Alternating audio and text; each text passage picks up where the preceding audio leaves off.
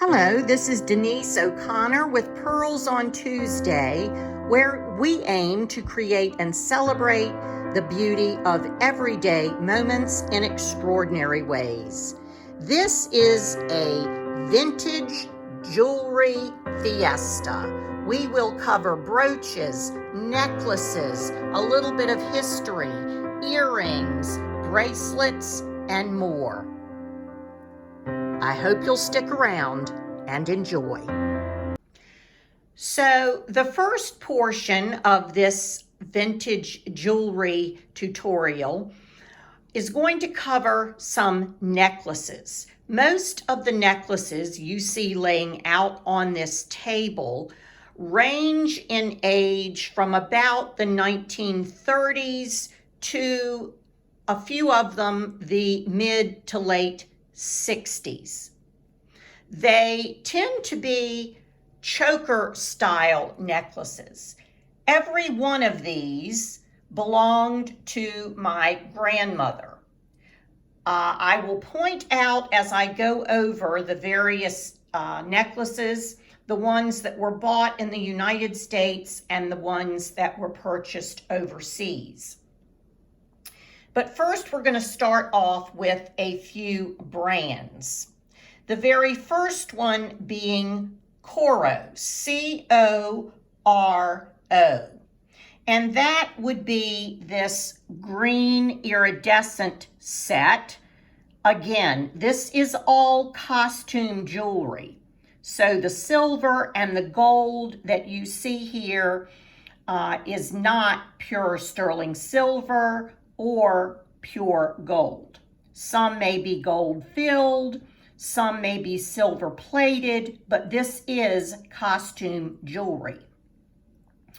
And as I said, many of these sets were produced in the 20s, 30s, and 40s that had earrings and necklaces. The Caro Company was in business from around 1930 until 1979 when it closed, and it was at one time the largest costume jewelry producer in the United States. You can look at these backs of these earrings and see that they are spring clip-ons. Has a little spring that closes them on. Here is a look at the iridescence up close. And a look at the necklace piece up close. It really is beautiful. These are also a pair of Caro earrings with the clip backing, and you can see, I think, the C-O-R-O. It's difficult to see in this light, but the marking on the back. And again, these were probably purchased in the United States around 1930 to 1940. This red choker style necklace is called, the company is called Listener, L-I-S-N-E-R, mostly made in the 50s and 60s, although it was founded in 1904. And they used a lot of geometric shapes, a lot of abstract shapes, and shapes taken from nature, leaves, flowers, and so forth. This is a particularly pretty one that my grandmother bought in the States. And this pink is another of the geometric designs. And this one down here, kind of with these fall colors, is by a maker called Claudette. Now, Claudette is a little bit of a mystery. They were only in business from about 1945 to 1950, but at times the Claudette marking comes under other names. This one is strictly marked Claudette. But at any rate, these choker style necklaces that were adjustable in length were very, very popular at the time. This is a beautiful blue one. It hangs beautifully because these small pieces move independent of one another. It was also very common for necklaces to be 3 strands connected at once. Now, these were purchased in England. This red, gold, and black set were purchased when my grandmother lived in England.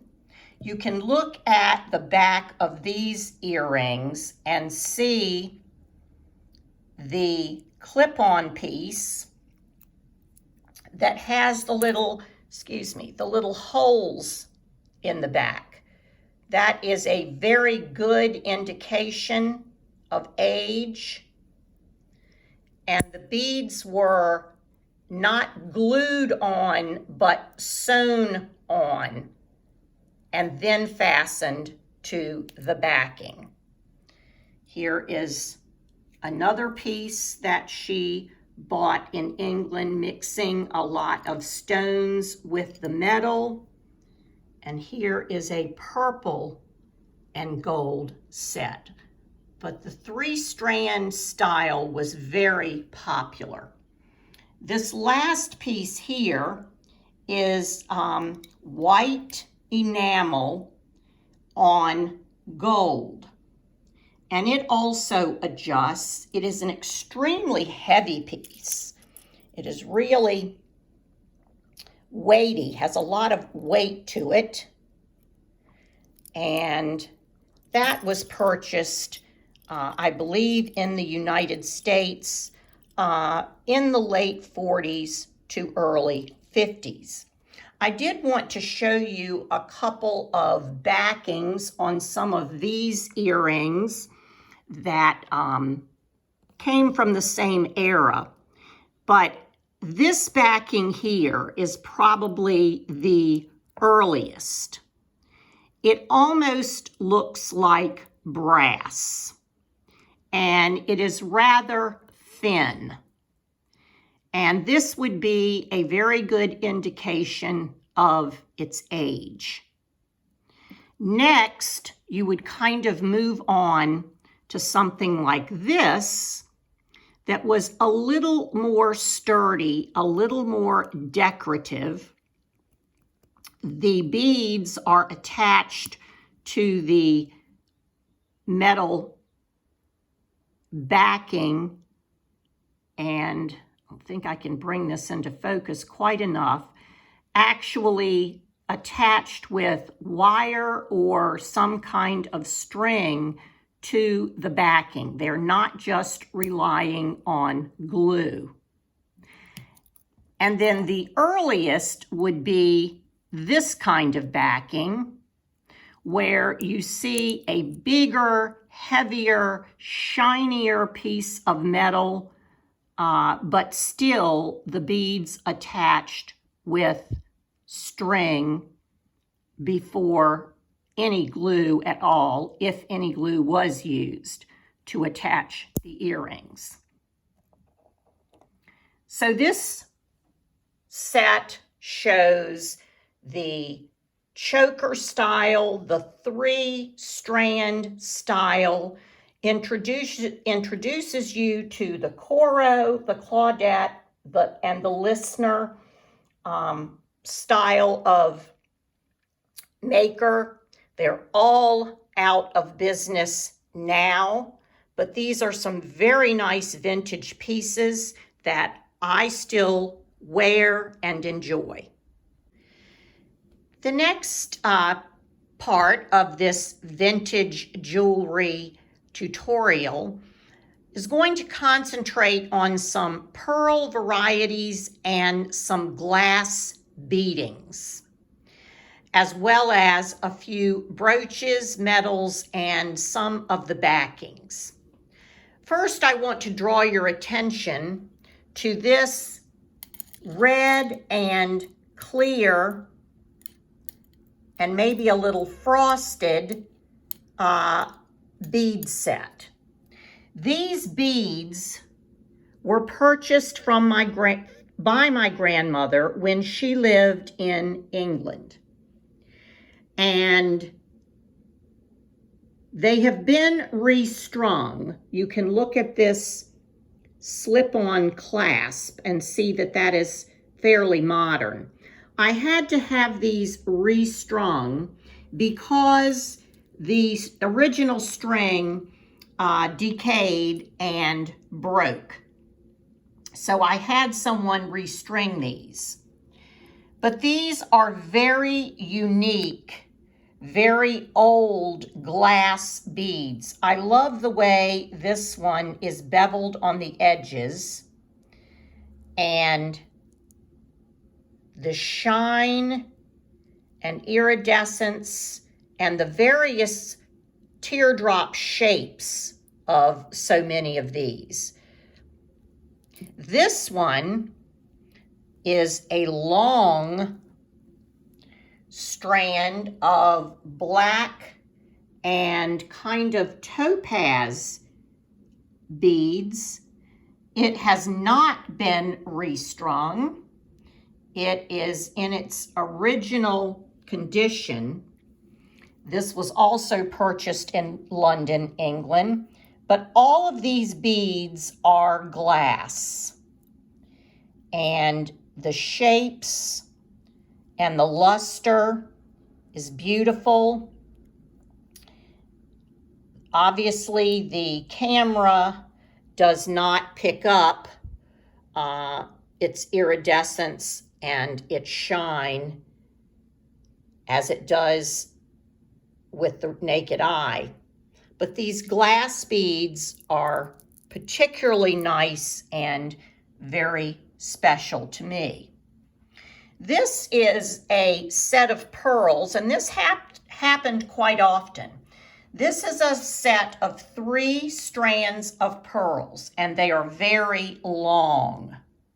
These are very nice pearls. They are real pearls. They have a great weight. They are strung and tied properly on nice string. But as you can see, the attachment is a piece of costume jewelry. And this is something that was done frequently during this era. I'm going to say the 40s, 50s, and 60s. This is a nice piece. It is very heavy. It is an enamel flower with some well-set jewels. You can see how the pearls were strung and tied on at the edges here. You can tell the age by looking at how that is done. But it's just interesting that a set, or actually 3 strands of really, really nice pearls were strung on a piece of enamel costume jewelry. This is a shorter piece of costume jewelry with some pearls, and these are also real pearls. But you can see the tassel and the way that they are strung. These are from the 50s. You would just kind of expect to see real pearls with more expensive closures and wires and chains and loops. but this was quite common. So if you are out vintage shopping, or if you are in a thrift store or a consignment store, don't be afraid to pick up the pearls and give them a good once-over, because what may appear to be solely costume jewelry is not necessarily. And this is my perfect example. I was in a consignment shop at one time, and I was looking for a particular necklace. And I came across the one that you see on this little mannequin. I took this to a jeweler after I purchased it, and every one of the strands of these pearls is authentic. They are all the same size. It is an older necklace, so they are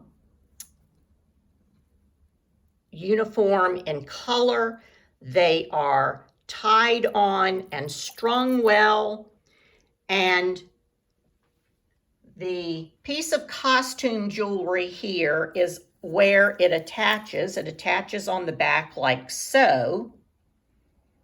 You can see how they were strung on.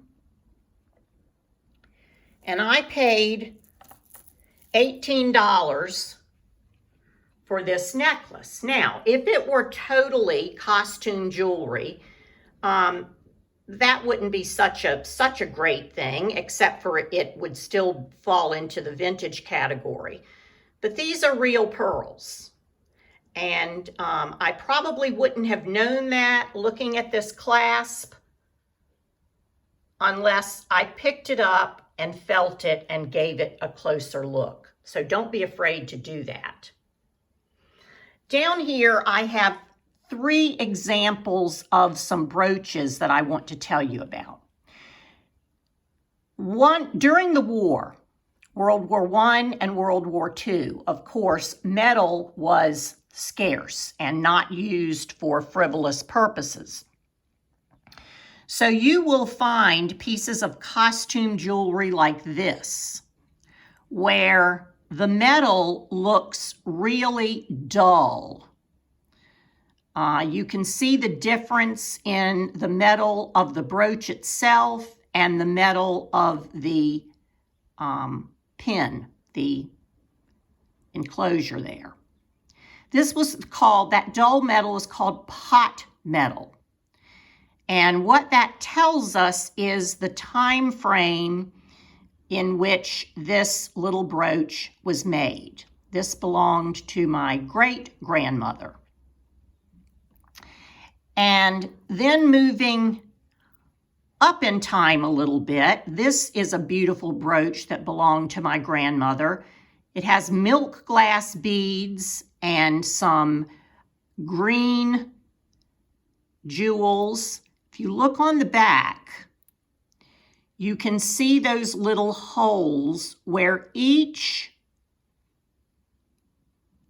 bead, or the placement of each bead, had its own little nest. And that is also an indication of the age of the piece. And then lastly, this one is probably from the 50s to late 60s. The stones are iridescent, kind of Borealis stones. The little ones, the bigger ones are a beautiful amber color. But looking at the back, you see how it is just one large mass-produced piece of metal, as opposed to those individual little nests in this one.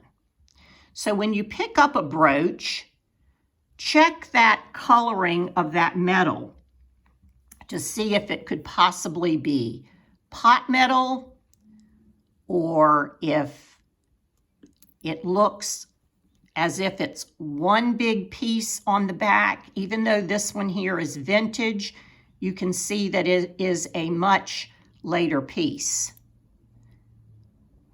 So that is a little tutorial on pearls mixed with costume jewelry, glass beads, and the age of some brooches. The next part of our vintage jewelry tutorial is going to be kind of a miscellaneous section. We're going to start out with this blue and white set. We have several different kinds of pieces here. This is the earliest piece. It was given to me by a Dutch woman who was a very good friend of mine. She worked in Holland, and the filigree on the edges is sterling silver. On the back, it is signed Delft and Holland. And you can look at the backing and see that old C-clasp right there. And that in itself dates this piece. I love the blue and white Delft. And after I received this pin years later, I ran across this pair of button earrings and purchased them. They are also marked Delft on the back, but they are the old type of screw back. You can see the little screw there. Not the spring back and the screws, but just the screw back. And that dates it as well. These two pieces I purchased. They are both set in sterling silver, but these are pieces of pottery or porcelain. This one in my hand is actually from the Ming Dynasty, and it was made into a pendant. And this one is from a broken piece of flow blue. That flow blue pattern, the transfer wear or painted pattern that tended to run and almost smear a little bit. And it was made into jewelry. I love blue and white together of any kind, whether it's clothing or china or tableware or jewelry. So these are some especially nice pieces that I enjoy wearing and that you can find around if you take a good look. These are obviously cameos. All three of these were purchased by my father overseas, some in Greece and some in Italy, and I'm not sure which is which. This one, my father bought for my grandmother. It is in sterling silver, and the cameo is a rose, and it is fairly large. And this one was purchased for my mother. I like this one because it is a pink and white cameo in gold with the face of a woman. And this little pendant or brooch, it can be either. See, it has a little place for a chain or backing to pin it on. In silver is the typical woman shape face in profile.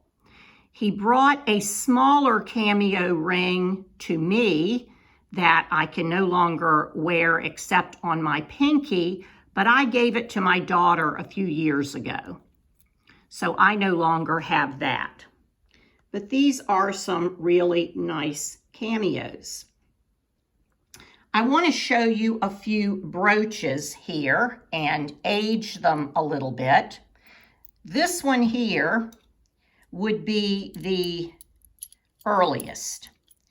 It is more or less on brass with small little seed pearls, and you see all of these little charms, mostly with a heart or a love motif.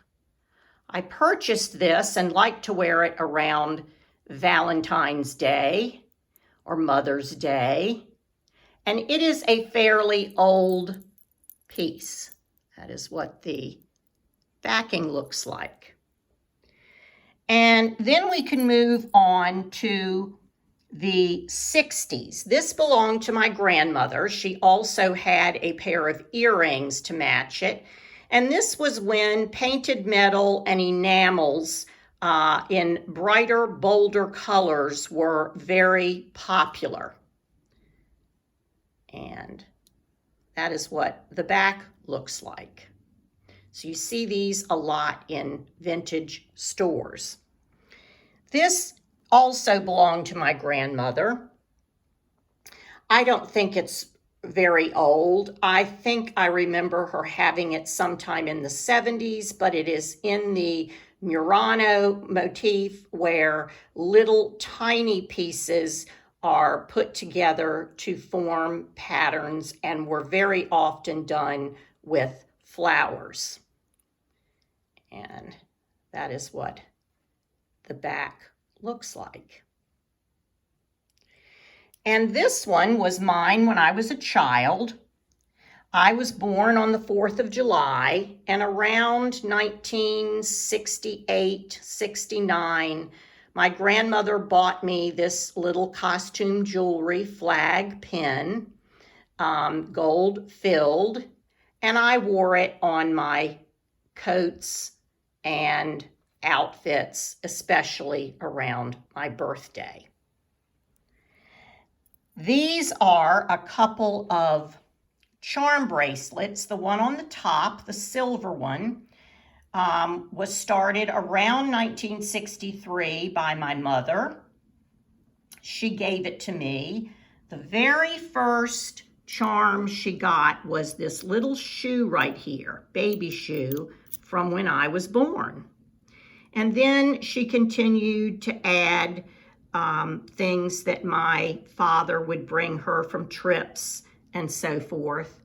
This gold one is mine, and I started it probably in the 80s, and I don't wear these charm bracelets as often as I probably should because I really like them. And, you know, you don't see them as much as you used to. But I really find them fun and attractive, and they're great conversation starters. Whenever I see someone wearing a charm bracelet, I always try to get a glimpse at the charms and wonder what they stand for. I'm also going to show you some beautiful Marcasite pieces. Some are older and some are newer. This is a piece that I purchased because it has CC, and my children's initials, both of my children's first names begin with the letter C. So I love to wear this. It's rather large. It is sparkly. I really like Marcasite. This is the back of it. It almost looks like that pot metal that we were talking about earlier. This is probably from about the 40s. Marcasite was really popular in that era. This is another Marcasite piece that I bought. It is sterling silver, and it is the skyline of New York City prior to the Twin Towers coming down. This piece is from about the 50s. My children live in New York, so when I go and visit them, I love to wear this brooch, or even wear it here in Virginia to symbolize New York. And you can see that shimmer. It's one of the things I love the most about Marcasite. This is an old Marcasite and garnet ring that I have.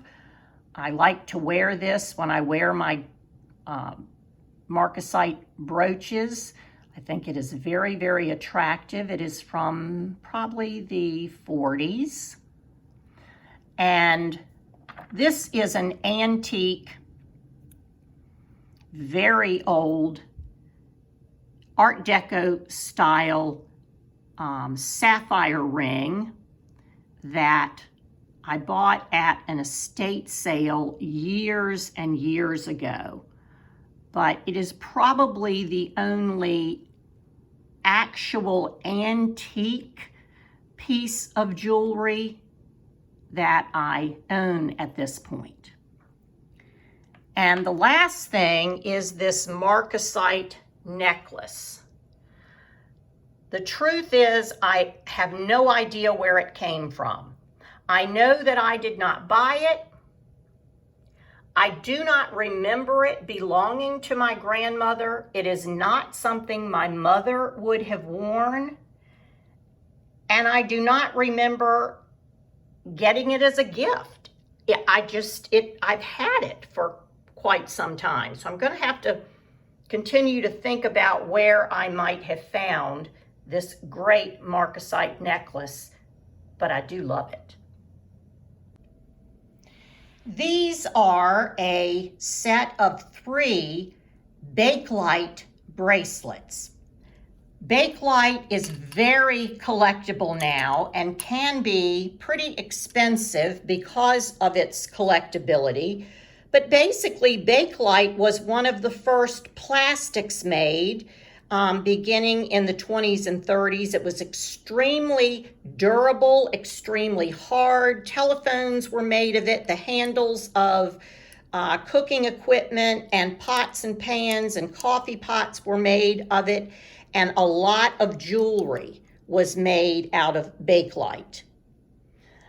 There is a test that you can do to tell if something is Bakelite, which is, or the way that I know how to do it, is to take a little Q-tip, dip it, wet the end of it, put it in a little baking soda, and rub it on the piece that you are testing. If the Q-tip turns a little bit yellow, from, a light yellow to even a darker orangey color, you know that that is true Bakelite. If there is absolutely no color change on the Q-tip, it is most likely not Bakelite. And in this box, I just have a couple of little baby things to show you. There's a tiny little baby locket that was mine, has my initial on it, D. And these are little baby pins that we used to use to keep the little backs of their bibs closed, or even clothing. They are engraved with patterns. Those 2 belong to my son and my daughter. But baby jewelry was a popular thing way back when. We're going to take a look at one of my favorite genres of jewelry, which is the crystal or the rhinestone. This is probably the nicest piece, or pair, I should say, of costume jewelry that I own. These clip-on earrings are by Weiss. They are marked Weiss, W-E-I-S-S. They are clip-ons. You can look at how sturdy the rhinestone connections are. Weiss is a company that was formed by Albert Weiss. It was very fine costume jewelry. He was trained by Caro. Remember the necklaces that we talked about that were Caro, but then around 1942, Albert Weiss formed his own company, manufacturing very fine costume jewelry, very often with rhinestone and very elaborate stones. And he was in business until around 1969. This is another very nice pair of vintage pearl and rhinestone earrings. These are not real pearls, but you can look at the spring back, and that kind of dates it. I love these Aurora Borealis clip-ons. They are even a little later than the pair I just showed you, but the iridescence on those beads are just beautiful. And again, they are clip-ons, and the backing is not just glued. We talked about this before. It is sturdy enough, let's say, that it has held these beads onto the backing for many, many years. This is a beautiful pair of screwback rhinestones that kind of curve around the outer ear. Here's what the screwback looks like. These were also my grandmother's, and I really enjoy wearing them. And this pair is a beautiful blue color. Blue was my grandmother's favorite color. These are from about the 30s with the old screwback type. They are unmarked, but I love their color. And then these two brooches I pulled out for demonstration purposes. This is the older of the two. We can tell that by looking at the way the stones are placed. We can tell that by looking at the metal itself, and we can tell that by looking at the backing. This is a shiny and fun piece, and yes, it would still be considered a vintage piece of jewelry because it's older. Some of the stones are iridescent, like the Borealis stones, and some are not. But again, when you look at the back, you see how it is one piece of metal stamped or shaped into the style, the circle, the wreath, whatever you want to call it. So we can tell by looking at that it is a newer piece than this one. But they're both beautiful. And lastly, this is a set in its original container. Now, I showed you these Bakelite bracelets a few minutes ago, the plastic. This jewel box that these jewels came in, my grandmother bought this set in England. This is a Bakelite container. Bakelite also you can find, and some people pronounce it Bakelite or Bakelite, depending on where you're from, I believe.